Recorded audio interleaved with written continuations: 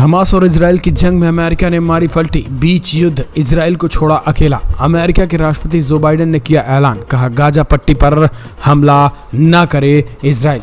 Gaza पट्टी पर कब्जा होगा बड़ी गलती।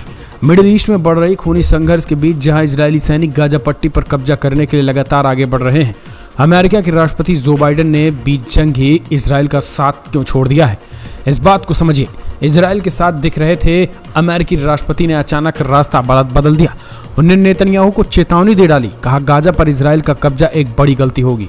राष्ट्रपति बाइडेन ने रविवार को प्रसारित एक इंटरव्यू में इजराइल को गाजा पर दोबारा कब्जा नहीं करने की चेतावनी दे डाली।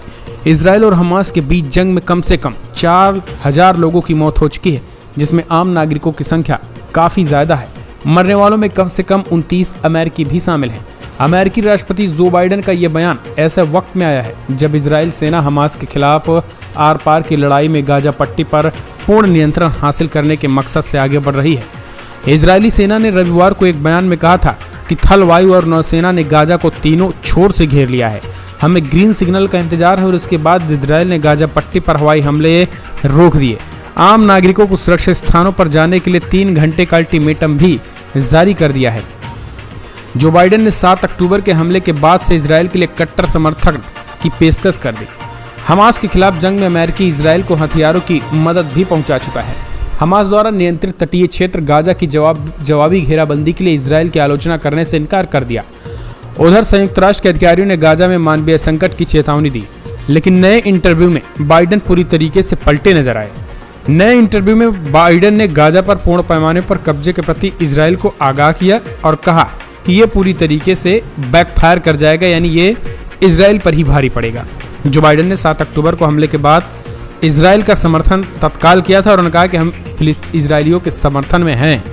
इस बीच अमेरिका ने कहा कि आप अपने बचाव में जिस तरीके से आपने गोले दागे, बम दागे, मिसाइलें दागी, तो वहाँ तक तो ठीक था, लेकिन अब फिलिस्तीनियों के मारे जाने की खबर और आप अगर गाजा में यह ऑपरेशन चलाएंगे हमास के खिलाफ, तो इस पे दोनों तरफ से कैजुअल्टी बढ़ सकती है।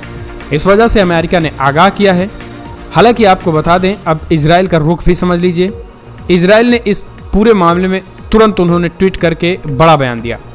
इजराइल के राष्ट्रपति बेंजामिन नेतन्याहू, इजराइल के प्रधानमंत्री बेंजामिन नेतन्याहू ने बड़ा बयान देते हुए कहा है कि फिलहाल इजराइल का मकसद गाजा पट्टी पर कब्जा करने का नहीं है और ना ही हम वहां पर रहेंगे, ना ही हमें वहां रहना है।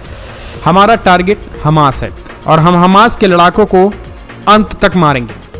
ये सीधे तौर पर इजरायली सेना ने स्पष्ट कर दिया है। आपको बता दें, एर्दोगान ने ये टिप्पणी की है। इस बीच इजरायली प्रधानमंत्री बेंजामिन नेतन्याहू ने ये टिप्पणी की है। आपको बता दें, उन्होंने कहा कि हमें गाजा पर कब्जा करने या गाजा में रहने से कोई दिलचस्पी नहीं है, लेकिन चूंकि हम अपने अस्तित्व के लिए लड़ रहे हैं और एकमात्र रास्ता यही है, जैसा कि राष्ट्रपति बाइडेन ने खुद परिभाषित किया, हमास को खत्म करना है। इसीलिए वो वही करेंगे जो हमास की क्षमताओं को खत्म करने के लिए जो भी आवश्यक होगा, हम वो सब करेंगे। यानी इजराइल पीछे हटने को तैयार नहीं और ना ही इजराइल किसी भी कीमत पर संकेत दे रहा है को पीछे हटेगा। उन्होंने कहा कि जब उनसे पूछा गया कि अगर इजराइल हमास को हटा देता है तो गाजा पट्टी पर किसका शासन होना चाहिए। इस बीच रक्षा मंत्री ने कहा कि उनका देश ये नहीं सोच रहा है कि युद्ध के एक दिन बाद क्या होगा। उनका यह है कि हम पूरी तरीके से हमास को नस्तनाबूद कर देंगे, उसके बाद कौन राज करेगा, कौन वहाँ रहेगा, वो बात की बात है। अभी हमें हमास के आतंकी और हमास के लड़ाके जिन्होंने इजराइल में 1300 लोगों की मौत के जिम्मेदार हैं, अभी उनको ख़त्म करना है।